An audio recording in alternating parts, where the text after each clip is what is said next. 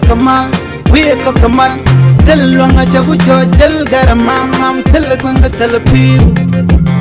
belto chadak pa kon ramamane Läär banlinga jan guasame Lääran shalat rewich ke juba police ni tin kontin gor karamishi meger motor ka kie ger boda ka ramishi nak guas miti ka guas la jasna la ka piekatin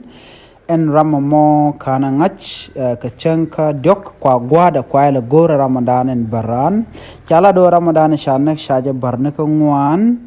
geka petrol station mete ke kilometer kel metie ke 7 advantage roundabout da dobo mone chala ram kel mashal general justin no ramadan en shabar kan shura kana ngach shaja barkareo cha barkangwan chaja lado kunne ler la ling ka yode ka mecha ka yode ka kaja en ri ka dana chi tok ka gwas mitie ka gas station ke gwa da la jasn la ka pikatin kan water station gwa da la pi la ka pikatin ka shu kan nak ka deity shop ko ngwan ka shu kan kwake kwang motorcycle ka shu kan kanang chala do chinay lera machinaling ka gwazin cha emergency number dung Justin ke dung police ni cha yode ka cha chungach Gerald Justin chala nena chinay na chinay kalasan wini ka jan junction ke jan 7 day rona badamo ko to de gwad dan tok do tin de jangaj chala ro gwasa mon gwad dan tok do tin jan gwad te criminal dial tin ke ni kon lat ke te jek jan gwad dan te tin ke jare ka te tin chikan laro chinay case chinay garpin antamare police andandre which ka konatin go ne mandana le roda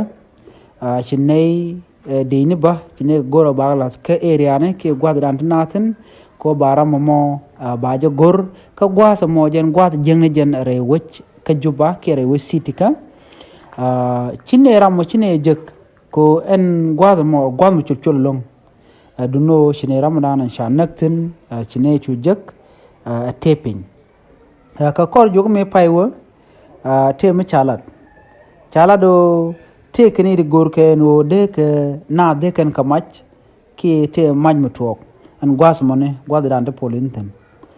chu na wo ka wa ka gorke ne to gor den de ka nas ma ko ki de ka nas maj kenyin ken de ka gor shirme ngai kona ka kor jo ka me shewa ci juba police ci kane ri chop ko jan ngwani do ngwan ci kan ka yen ne de konde la match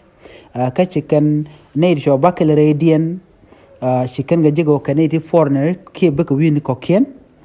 ci mo ne de konde la ji South Sudan ka chwa motor bike ne ke boda ne ti chop ko jan de ko ngwan ti cha kwala kan shu kan ka jek en mo chwajen tai dan choro lat en kwalle che togo no chikaram chiken nak